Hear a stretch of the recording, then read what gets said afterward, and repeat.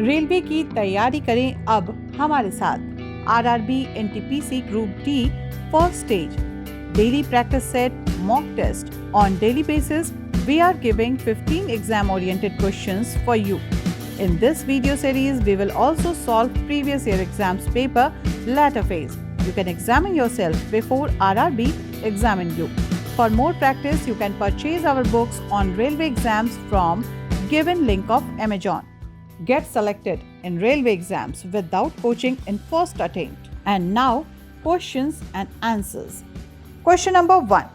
कनिष्क का दरबारी चिकित्सक कौन था?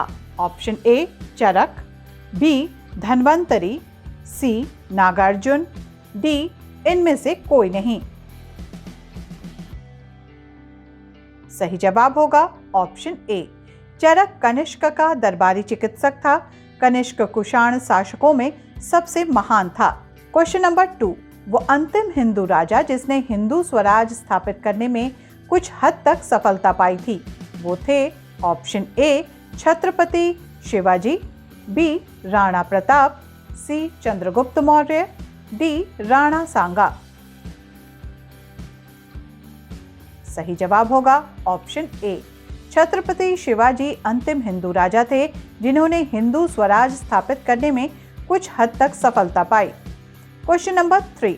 निम्नलिखित में से किस अधिनियम द्वारा भारत में सांप्रदायिक निर्वाचन मंडल लागू किया गया? Option A 1909, B 1919, C 1935, D इनमें से कोई नहीं। सही जवाब होगा ऑप्शन ए। 1909 के अधिनियम द्वारा भारत में सांप्रदायिक निर्वाचन मंडल लागू किया गया। Question number 4। ऐसा माना जाता है कि थार मरुस्थल फैल रहा है, इसे रोकने का सर्वोत्तम उपाय क्या है? ऑप्शन ए वनीकरण, बी कृत्रिम वर्षा, सी नहर सिंचाई, डी उस क्षेत्र को पशु चारण के लिए उपयोग करना। सही जवाब होगा ऑप्शन ए। मरुस्थलीय भूमि के फैलाव को रोकने का सर्वोत्तम उपाय वनीकरण है। पेड़ पौधे की जड़ें मिट्टी को बांधे रखती हैं, मिट्टी के कणों को टूटने नहीं देती हैं। मिट्टी के कण टूटकर मरुस्थल का निर्माण करते हैं, उनका अपरदन हो जाता है। वनस्पतिकरण से इन क्रियाओं पर रोक लगती है। Question number 5। कौन सा राज्य स्थल रुद्ध है? ए गुजरात, बी आंध्र प्रदेश, सी पश्चिम बंगाल, डी बिहार। सही जवाब होगा ऑप्शन डी। चारों तरफ से स्थल से घिरे भूभाग को स्थल रुद्र या लैंड लॉक्ड कहते हैं।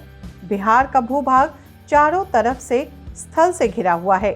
आंध्र प्रदेश, पश्चिम बंगाल तथा गुजरात समुद्र के किनारे बसे तटीय राज्य हैं।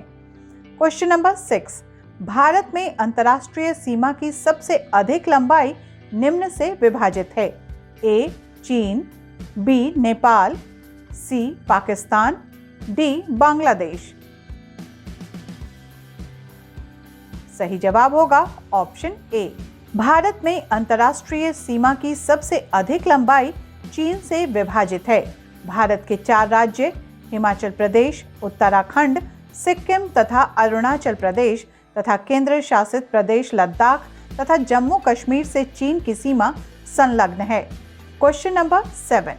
कच्चे तेल के सबसे बड़े प्रसिद्ध भंडार हैं? ए ईरान में, बी इराक में, सी सऊदी अरब में, डी कुवैत में।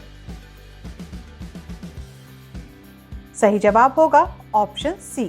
कच्चे तेल के सबसे बड़े प्रसिद्ध भंडार सऊदी अरब में हैं। इस देश के तेल क्षेत्र 13 लाख वर्ग किलोमीटर क्षेत्र में फैले हुए हैं। यहाँ के प्रमुख तेल क्षेत्र अलखावर, अबकेक, शेदगम, हाफर, दम्माम, सफानिया आदि हैं। Question number 8। 14 अप्रैल को प्रारंभ हुए तमिल नववर्ष का नाम है? ए धारण, बी चित्रभानु, सी पार्थिवा, डी विशु। सही जवाब होगा ऑप्शन बी। चित्रभानु 14 अप्रैल को प्रारंभ हुए तमिल नववर्ष का नाम है। Question number 9। द्रोणाचार्य पुरस्कार किन्हें दिया जाता है? ए सर्वोत्तम खिलाड़ी, बी सर्वोत्तम प्रशिक्षक, सी सर्वोत्तम तीरंदाज, डी सर्वोत्तम निशानेबाज। सही जवाब होगा ऑप्शन बी। द्रोणाचार्य पुरस्कार की शुरुआत 1985 ईस्वी में की गई। ये पुरस्कार सर्वोत्तम खेलकूद प्रशिक्षकों कार्यों को प्रदान किया जाता है। इस पुरस्कार के अंतर्गत 3 लाख रुपए एवं गुरु द्रोणाचार्य की प्रतिमा प्रदान की जाती है।